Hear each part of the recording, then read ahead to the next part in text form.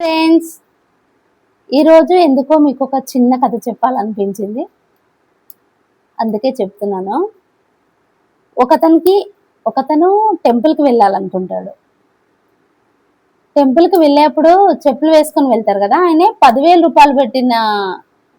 రూపాయలతో కొన్న చెప్పులు వేసుకొని గుడి ముందుకు వెళ్తున్నాడు అనమాట. అక్కడికి వెళ్ళేసరికి తనకి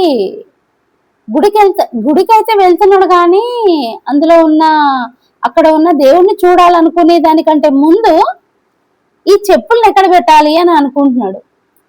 గుడి ముందు ఉంటారు కదా, అదే సమ్ బెస్ట్ వాళ్ళు బెగ్గర్స్ ఉంటారు కదా, వాళ్ళ దగ్గరికి వెళ్ళి తన చెప్పులు విప్పి ఏం చెప్తున్నాడంటే, బాబు ఇవి నీ దగ్గర పెట్టుకో, నేను వచ్చి తీసుకుంటాను, అప్పుడు నీకు ఎంతో కొంత మనీ ఇస్తాను అని చెప్పి గుడి లోపలికి వెళ్ళాడు. అతను గుడి లోపలికి వెళ్తారు, అర్చన చేయించుకుంటాడు, ఆ దేవుణ్ణి చూస్తాడు. ఆ దేవుణ్ణి చూసినప్పుడు కూడా సంథింగ్ ఆయన ఏమనుకుంటున్నాడంటే, నేను 10,000 రూపాయలు పెట్టి కొన్న చెప్పులని గుడికి వేసుకొచ్చాను కదా, అది ఒక ముష్టి వాడి దగ్గర వదిలేసి వచ్చాను, నన్ను అది కాపాడినందుకు నేను తనకు ఒక 500 ఇవ్వాలి అని అనుకుంటున్నాడు అనమాట. అనుకొని ఇంకా అయిపోయింది, ప్రసాదం తీసుకున్నాడు. తన మేట్ల దగ్గర కాసేపు ఒక 2 నిమిషాలు కూర్చొని వెళ్ళాడు ముష్టతన దగ్గరికి వెళ్ళాడు. అక్కడికి మెట్ల దగ్గరకు వచ్చి చూస్తే అక్కడ ముష్టివాడు లేడు, చెప్పులు కూడా లేవు.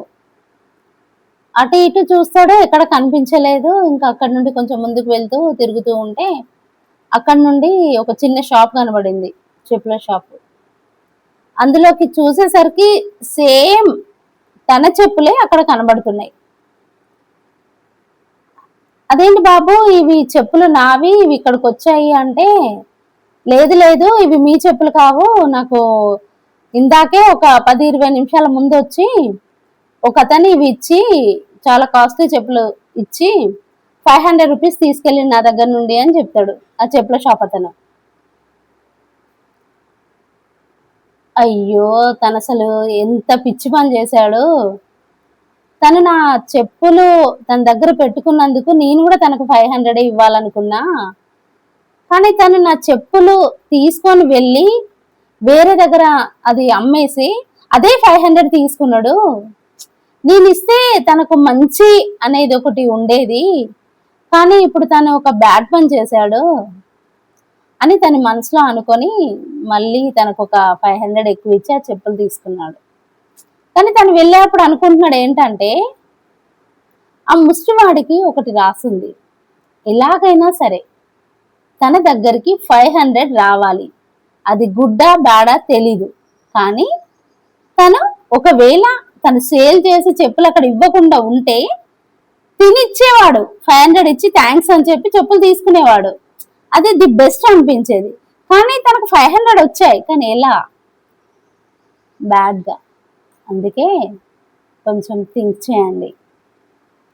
మనకి ఏది రాసి పెట్టుంటే అది జరుగుతుంది, కానీ మనం థింక్ చేసే దాన్ని బట్టి ఉంటుంది. అది గుడ్డా బ్యాడా సెలెక్ట్ చేసుకునేది మనం.